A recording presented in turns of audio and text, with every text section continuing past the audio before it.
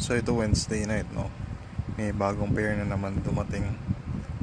Last Monday, itong Monday lang dumating yung Jordan 4 na undefeated.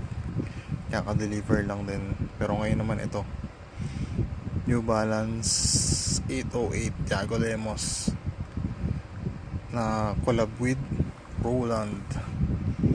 Yan. Ganda ng box niya. Collab kasi.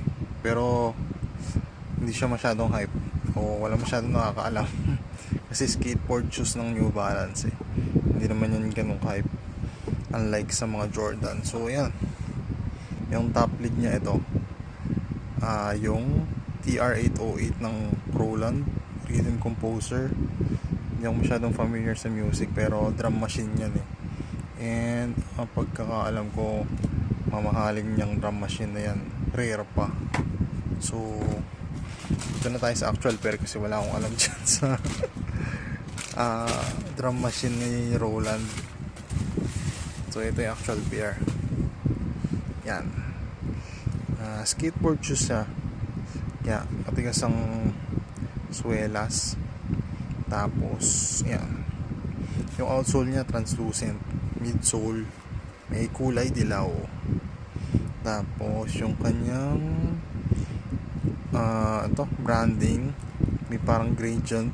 Hindi parang gradient.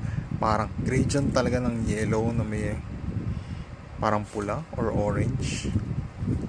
Tapos yung toe cup niya leather and toe box suede. Panel niya suede hanggang sa likod sa may heel na may branding ng New Balance. Tapos yan, Rhythm Composer collab. Tapos may ano yun, yung nakita ko nito kasi kanina eh, yung lacing niya nasa loob. Tapos may 3 extra laces to, alam ko yan, orange, black, tsaka yellow. And yung insole yan, New Balance Thiago Lemos.